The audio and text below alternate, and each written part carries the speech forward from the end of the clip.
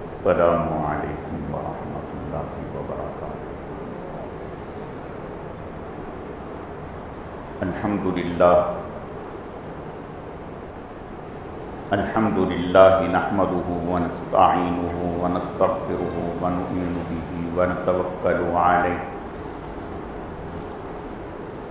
ونعوذ باللہ من شرور انفسنا ومن سیئات اعمالنا،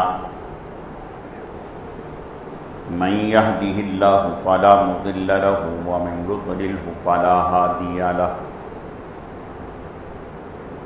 ونشهد أن لا إله إلا الله وحده لا شريك له ولا نظير له ولا مثل له ولا مثال له، ونشهد أن سيدنا وسندنا وشفيعنا ومرشدنا ومولانا وملجانا محمد وبارك وسلم وصل عليه۔ اعوذ باللہ من الشیطان الرجیم، بسم اللہ الرحمن الرحیم۔ قل ان کنتم تحبون اللہ فاتبعونی یحببکم اللہ ویغفر لکم ذنوبکم واللہ غفور رحیم۔ وقال تعالی یا ایہا الذین آمنوا لا ترفعوا اصواتکم فوق صوت النبی ولا تجہروا له بالقول كجهر بعضکم لبعض ان تحبط اعمالکم وانتم لا تشعرون۔ صدق اللہ مولانا العظیم وبلغنا رسوله النبی الکریم، ونحن على ذلك لمن الشاهدين والشاكرين، والحمد لله رب العالمين۔ یا رب صل وسلم دائما ابدا على حبیبک خیر الخلق كلهم۔ گرامی قدر معزز حاضرین، میرے واجب الاحترام بزرگوں اور عزیز نوجوان ساتھیوں، میں نے آپ کے سامنے قرآن مجید فرقان حمید میں سے دو مقامات سے دو آیت کریمہ تلاوت کی ہیں۔ رب ذوالجلال سے دعا ہے کہ وہ ذات بزرگ و برتر مجھے اس کی روشنی میں صحیح صحیح کہنے کی اور سمجھانے کی توفیق عطا فرمائے۔ پھر اللہ رب العزت کی ذات اس مختصر وقت میں جو کچھ کہا سنا جائے، اس کہنے سننے کو محض اپنی رضا کے لیے اپنی بارگاہ میں قبول و منظور فرمائے، ہم سب کی نجات اور ہدایت کا، مغفرت کا ذریعہ اور سبب بنائے۔ میری آج کی مختصر گزارشات کا موضوع اور عنوان آپ صلی اللہ علیہ وسلم کی محبت اور آپ صلی اللہ علیہ وسلم کا ادب۔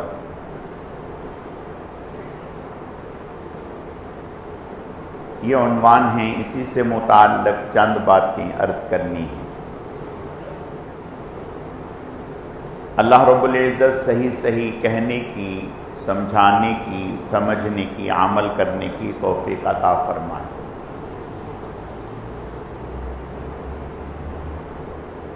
اللہ رب العزت کا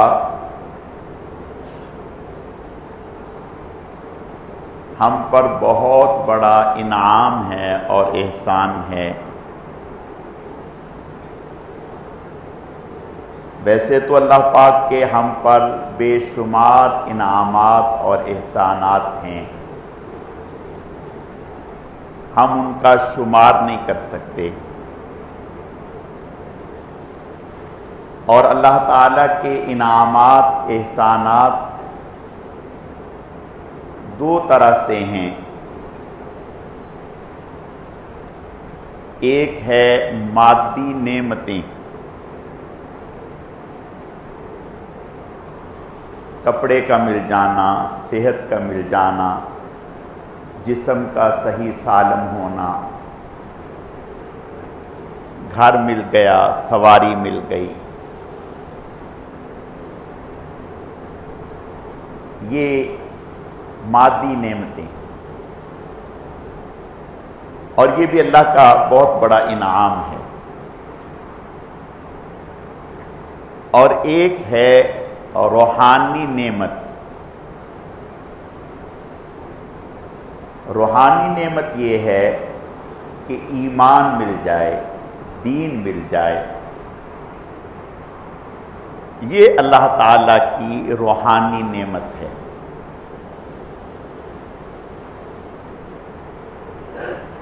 اب دیکھنا یہ ہے کہ بڑی نعمت کون سی ہے؟ آیا مادی نعمتیں بڑی ہیں یا روحانی نعمت بڑی ہے؟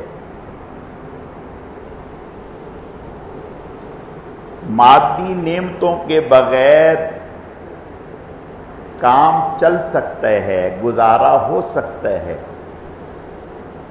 یعنی ایک آدمی کے پاس 5 سوٹ نہیں ہیں، ایک ہیں تو بھی کام چل جائے گا۔ ایک کے پاس پورا ایک سوٹ بھی نہیں، صرف ایک تہبند ہے، ایک لنگی ہے جسے اس نے جسم پر لپیٹے ہے، گردن کے ساتھ گرا دے دی، گزارا کر لیا، زندگی گزار لی۔ گھر نہیں ہے، گزارا ہو گیا۔ صحت نہیں ہے، کام چل گیا۔ اگرچہ مادی نعمتیں بھی بہت بڑی نعمت ہے، اللہ کی ہر نعمت ہی بڑی ہے، لیکن ایمان والی دولت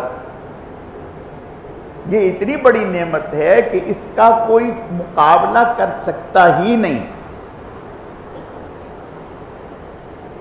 اللہ نے اس نعمت کو سمجھانے کے لیے اور اس کی عظمت کو بتانے کے لیے قرآن میں ایک مثال دی۔ فرمایا ان الذین کفروا وماتوا وهم کفار فلن يقبل من احدهم ملء الارض ذهبا ولو افتدى به اولئک لهم عذاب الیم وما لهم من ناصرین۔ اللہ نے ایمان والی دولت کتنی بڑی ہے یہ سمجھانے کے لیے قرآن کے 3 پارے میں ہمیں ایک مثال دی۔ فرمایا کہ وہ لوگ جو اس دنیا سے کفر کی حالت میں چلے گئے، جن کے پاس ایمان نہیں ہے، کفر کی حالت میں مر گئے، جب کل قیامت کے دن اللہ کی بارگاہ میں پیش ہوں گے، وہاں کی شدت کو، ہولناکی کو، جہنم کے عذاب کو دیکھیں گے، تو اس وقت وہ یہ حسرت کریں گے، خواہش کریں گے کہ اے کاش زمین و آسمان کا خلا سونے سے بھر کر ہم اللہ کی بارگاہ میں پیش کر دیں۔ اول تو یہ ملے اتنا، اگر مل جائے تو پیش کر دیں، اور پھر پیش کرنے کے بعد وہ قبول کر لیں کہ اتنا پیش کرنے کے بعد ہمیں ایمان کی دولت مل جائے۔ اگر ایسا ہو جائے تو یہ ہمارے لیے سستا سودا ہے۔ اللہ فرماتے ہیں کہ وہ اس کے لیے تیار ہوں گے، کر گزریں گے، لیکن ایسا ہوگا نہیں، ایسا ہوگا نہیں۔ تو پتہ چلا کہ ایمان کتنا قیمتی ہے۔ دنیا میں ایمان کے برابر میں کوئی چیز ہے ہی نہیں، کوئی چیز نہیں ہے ایمان کے برابر۔ اب ایمان مجھے آپ کو نہیں، پوری روئے زمین کے انسانوں کو ایمان جو ملا، ہدایت جو ملی، ہم جو یہاں بیٹھے ہیں، جو ہزاروں لوگ جہاد کر رہے ہیں، جو ہزاروں لوگ غریبوں کی اعانت کر رہے ہیں، جو لاکھوں لوگ حج کر رہے ہیں، جو لاکھوں اور کروڑوں قرآن کی تلاوت کر رہے ہیں،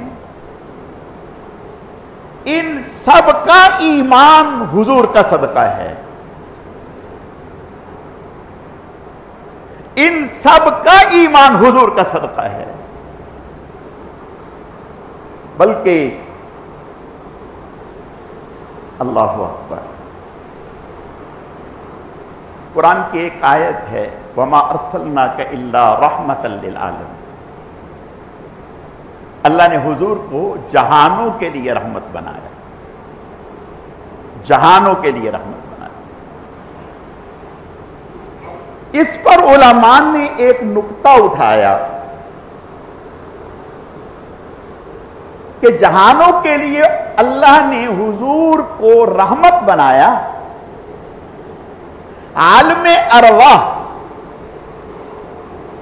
یعنی جب ہمیں وجود نہیں ملا تھا، ہم اس روئے زمین پر آئے نہ تھے،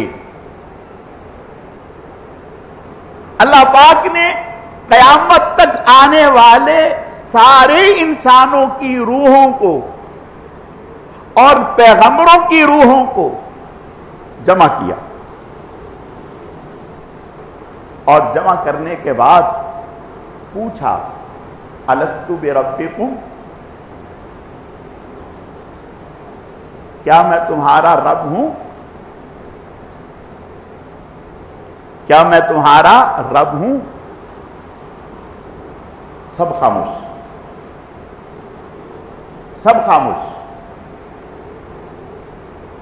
سب سے پہلے جناب رسول اللہ صلی اللہ علیہ وسلم کی روح مبارک نے جواب دیا. سب سے پہلے آپ صلی اللہ علیہ وسلم کی روح مبارک نے جواب دیا، بلا کیوں نہیں، آپ ہمارے رب ہیں. آپ کی روح مبارک کے جواب کو سن کر باقی نبیوں کی ارواح نے جواب دیا. ان کے جواب کو سن کر کے پوری انسانیت کی ارواح نے جواب دیا.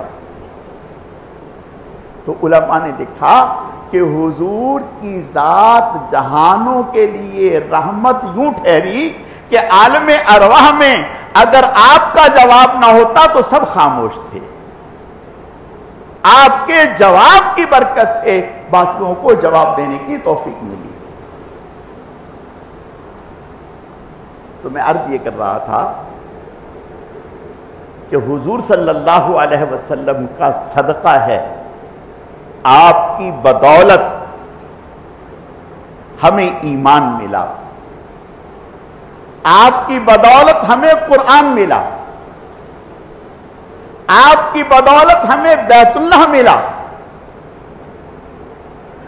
آپ کی بدولت ہمیں خصوصی امتیاز ملا. وہ خصوصی امتیاز طے ہیں، سب سے پہلے حضور کی امت جنت میں جائے گی. سب سے پہلے حضور کی امت جنت میں جائے گی، اور پھر آپ کے صدقے سے، آپ کی بدولت ہمیں پہلی امتوں والی سختیوں سے نجات ملی. جو پہلی امتوں میں سختیاں تھیں، حضور صلی اللہ علیہ وسلم کے صدقے سے، آپ کی برکت سے، ان سختیوں سے ہمیں نجات مل گئی. اب مثلا پہلی امتوں میں کیا سختیاں تھیں؟ کپڑا ناپاک ہو گیا تو دھونے سے پاک نہیں ہوتا تھا، کاٹنا پڑتا تھا، کاٹنا پڑتا تھا. کپڑا ناپاک ہو گیا، دھونے سے پاک نہیں، کاٹنا پڑتا تھا.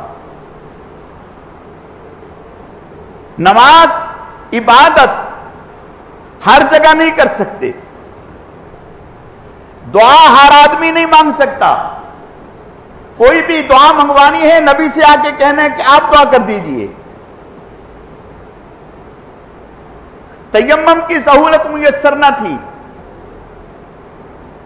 غنیمت کی سہولت میسر نہ تھی، غنیمت حلال نہ تھی. زکوٰۃ میں مال کا چوتھا حصہ دینا پڑتا تھا. زکوٰۃ میں مال کا چوتھا حصہ دینا پڑتا تھا. حضور صلی اللہ علیہ وسلم کے صدقے سے اور گناہ کبیرہ ہو گیا تو قتل سے توبہ،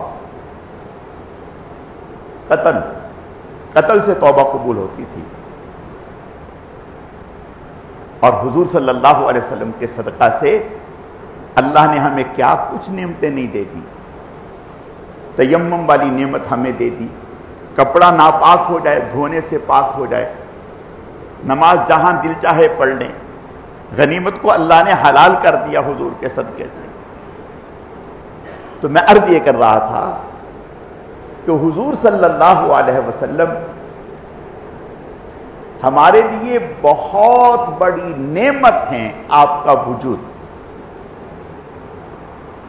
اللہ نے ہم پر جو انعام کیا، روحانی نعمتوں میں ایمان، اور ایمان حضور کے صدقے سے، حضور صلی اللہ علیہ وسلم کی برکت سے ہمیں ایمان ملا.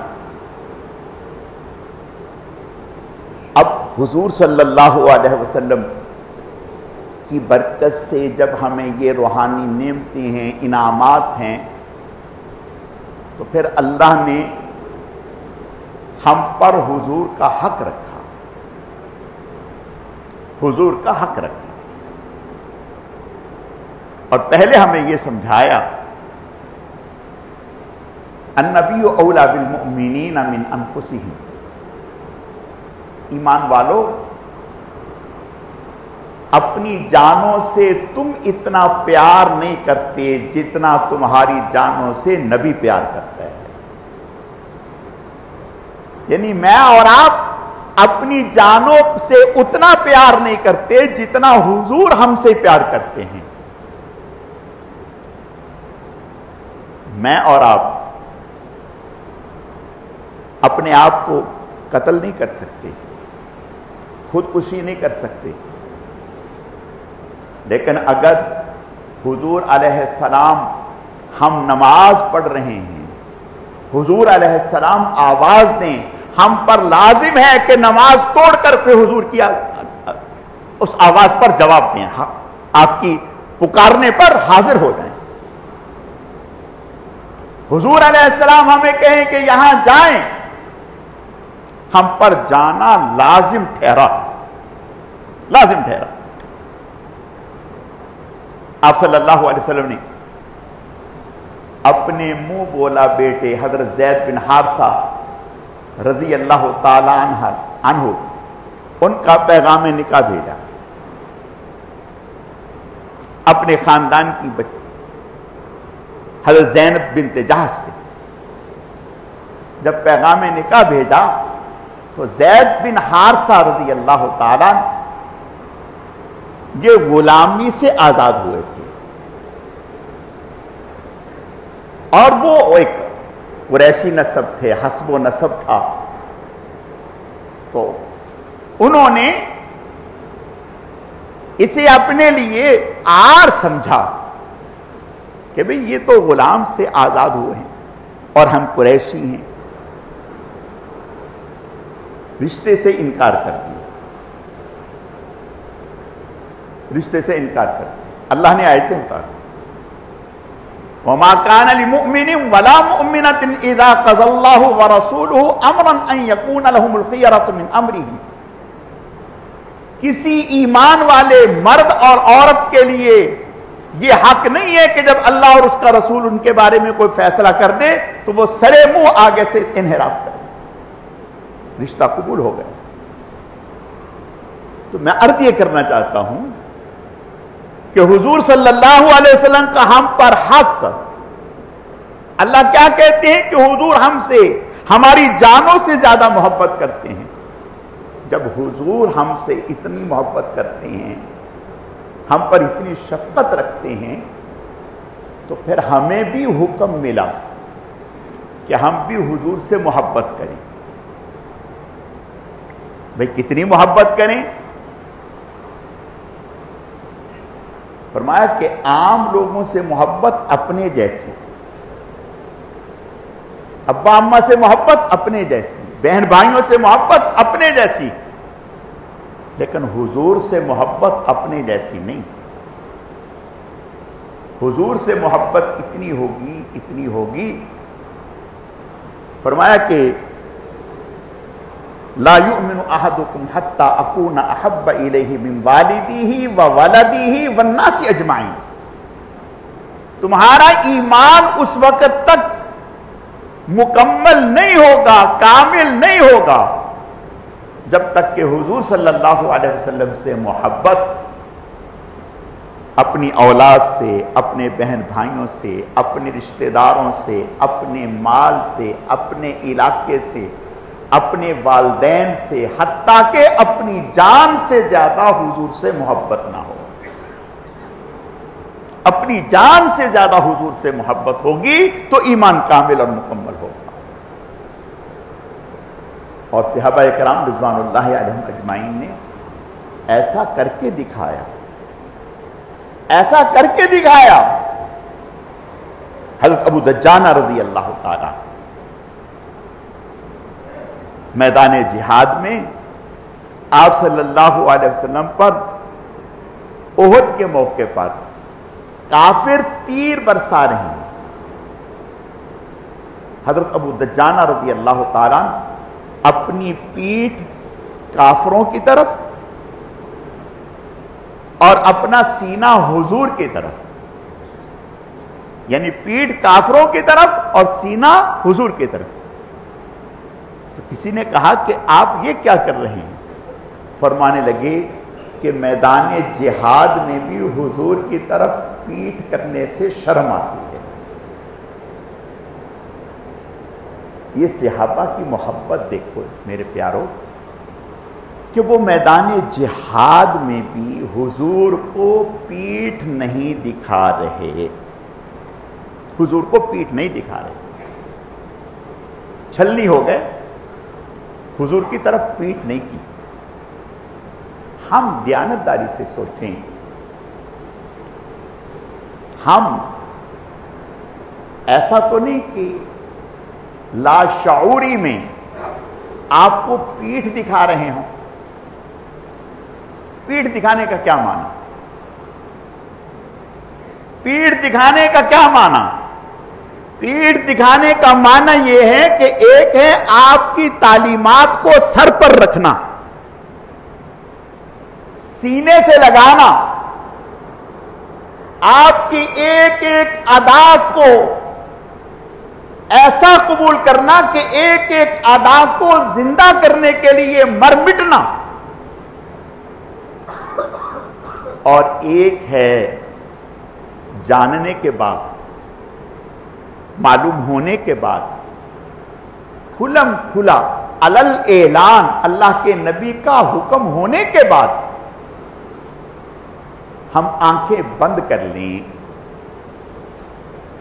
ہم آنکھیں بند کر لیں. یعنی ہمیں پتہ ہے کہ یہ اللہ اور اس کے رسول کی تعلیمات کے خلاف ہے، اللہ اور اس کا رسول کا حکم یہ ہے، لیکن ہم آنکھیں پھیر لیں، آنکھیں بند کر لیں. اس کا مطلب ہے کہ ہم نے حضور کو پیٹھ دکھا دی، ہم نے حضور صلی اللہ علیہ وسلم کی تعلیمات سے، آپ کے احکامات سے اعراض کیا.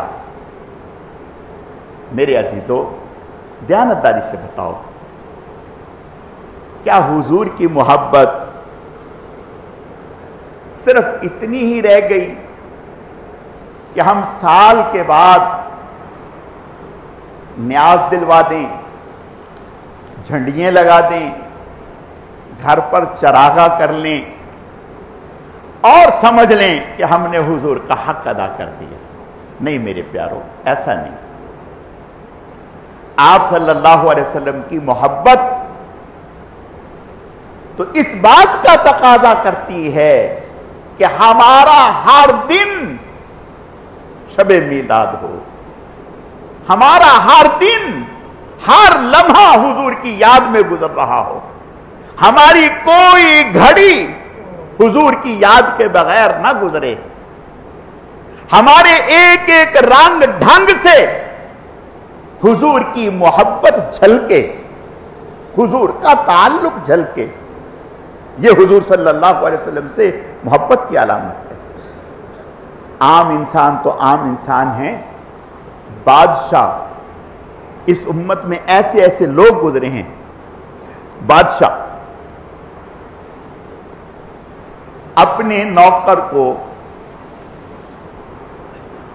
آواز دی، اور کیا آواز دی؟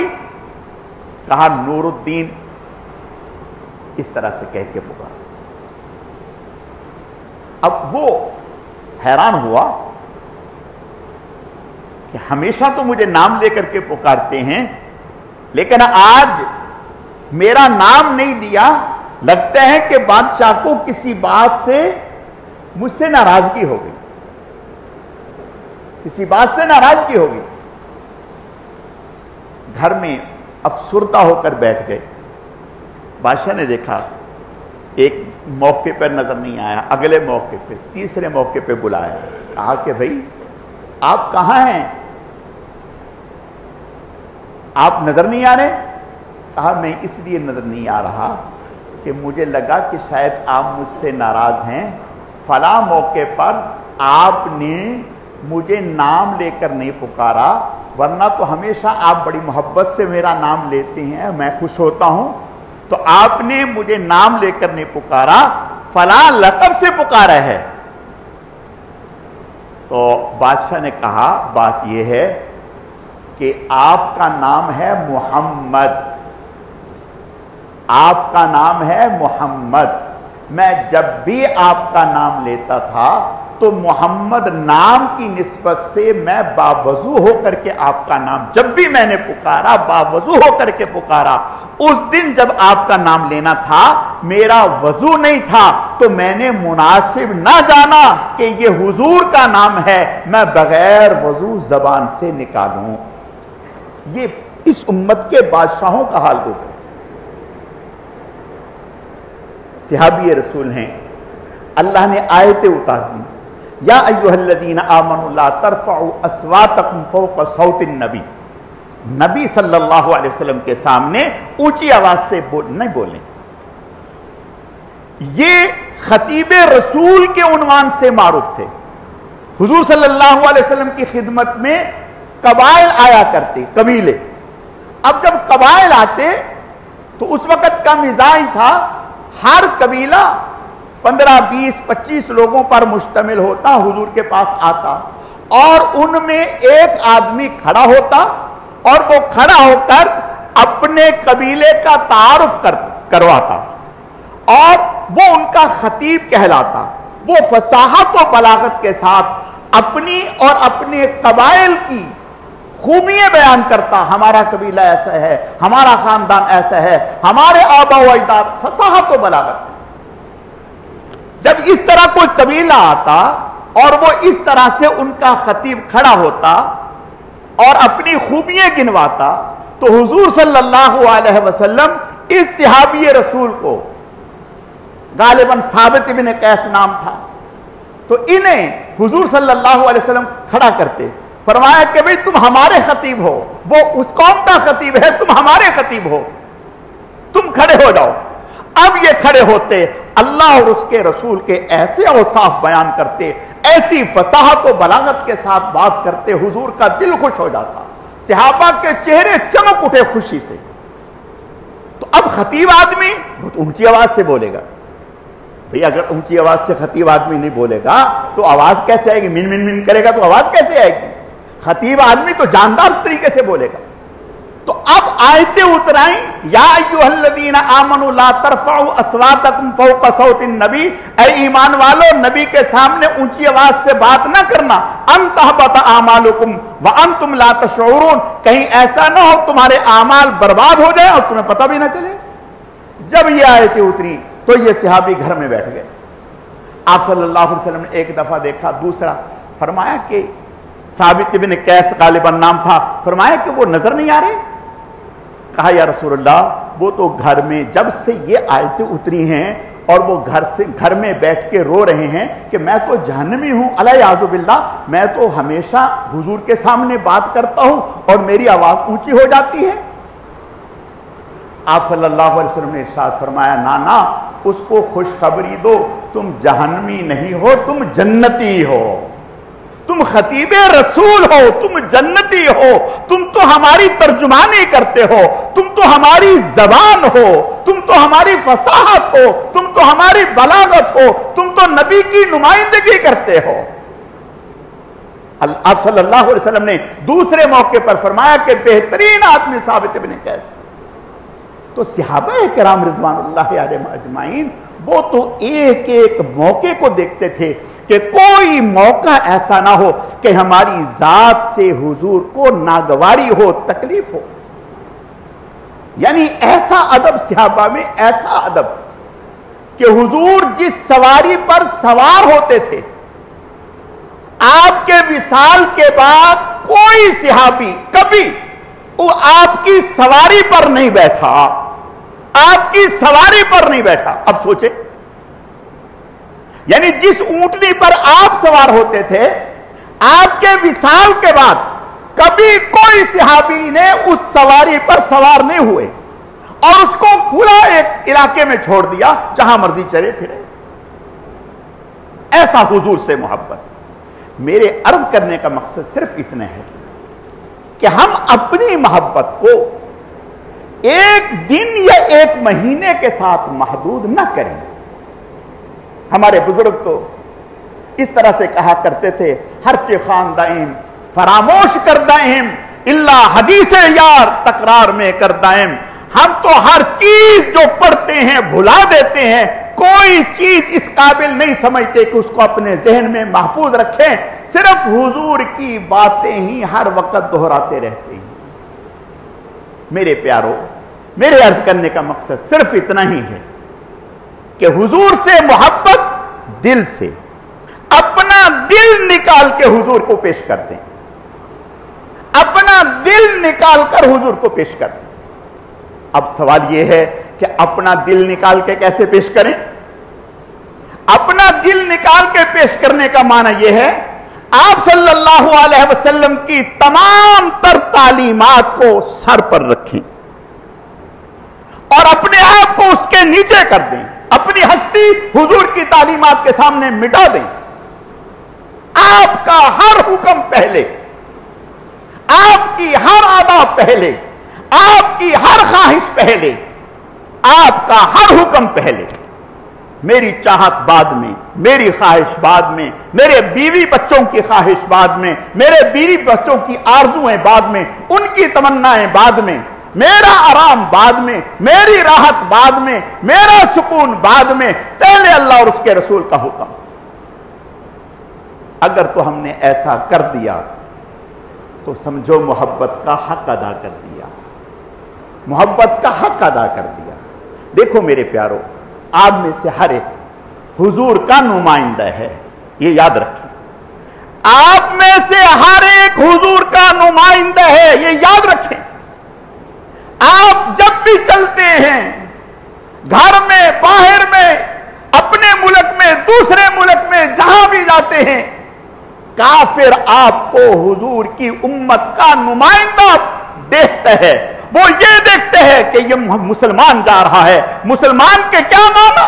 مسلمان کا معنی یہ ہے جس نے اپنے آپ کو حضور کے سامنے جھکا دیا، مٹا دیا، اپنے اوپر حضور کا لبادہ اتار لیا، اپنا وجود ختم، اپنی خواہش ختم، اپنا تمنا ختم، اپنا لباس ختم، اپنی چاہت ختم، اپنی خوشی ختم، اپنی غمی ختم، سب کچھ حضور کا۔ یعنی جا رہا ہے تو دیکھنے والا دیکھ کر کہے یہ حضور کا غلام جا رہا ہے، آ رہا ہے، دیکھنے والا دیکھ کے کہے یہ حضور کا غلام آ گیا، بیٹھ رہا ہے تو دیکھنے والا دیکھے کہ یہ حضور کا غلام بیٹھ رہا ہے۔ قسم کھا کر کے کہتی ہیں صحابہ کرام رضوان اللہ علیہم اجمعین ایسے ہی تھے، ایسے ہی تھے، کوئی بہت بڑے ایسے نہیں تھے کہ شعلہ بیان ہوتے تھے، تقریریں ہوتی تھی لمبے لمبے، کچھ بھی نہ، وہ تو دوسروں قوموں کی زبان سے بھی واقف نہ تھے۔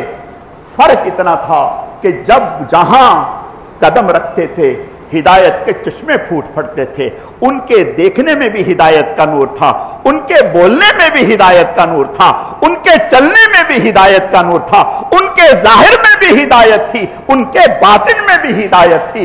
انہیں دیکھ کر کے لوگ کہتے تھے محمد عربی کے غلام آ گئے، غلام آ گئے۔ ایک آدھ آدمی کی بات نہیں، پورا کا پورا لشکر فاتحانہ انداز میں دشمن کے ملک میں داخل ہو رہا ہے۔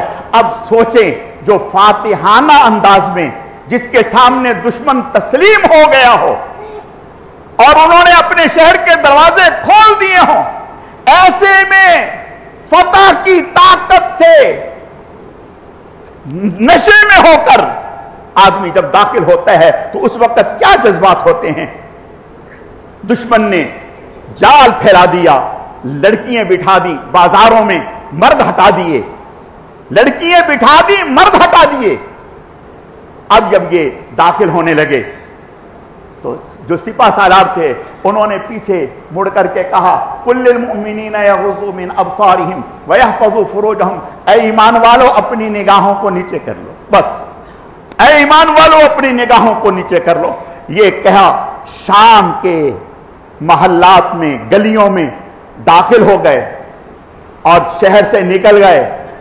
یہودیوں نے بعد میں بچیوں سے پوچھا کہ بھئی یہ صحابہ کی جو جماعت گزری تھی کیا لگا، کیسے لوگ تھے؟ کسی نے دست درازی کی ہوگی، کسی نے جملے کسے ہوں گے، کسی نے آپ کی طرف ہاتھ بڑھایا ہوگا۔ انہوں نے کہا خدا کی قسم کچھ بھی نہ، ہمیں تو یوں لگا کہ فرشتوں کی جماعت گزر گئی، کسی ایک نے بھی نگاہ اٹھا کر کے نہیں دیکھا۔ یہ وہ لوگ تھے جنہوں نے محمد الرسول اللہ صلی اللہ علیہ وسلم کے غلاموں کو دیکھ کر کلمہ پڑھ لیا، غلاموں کو دیکھ کر کلمہ پڑھ لیا۔ تو میرے پیارو، میرے عرض کرنے کا مقصد یہ ہے کہ یہ مہینہ ہمیں اس بات کی دعوت دیتا ہے کہ ہم عہد کر لیں کہ آج کے بعد جسم ہمارا ہوگا، مرضی حضور کی ہوگی، آج کے بعد گھر ہمارا ہوگا، تعلیمات حضور کی ہوں گی، آج کے بعد خوشی میری ہوگی، شادی ہمارے گھر میں ہوگی، لیکن اس میں تمنا اور حکم محمد عربی کا چلے گا۔ پھر تو سچ میں ہم غلام ہیں۔ اللہ تعالی ہم سب کو ایسی غلامی نصیب فرمائے۔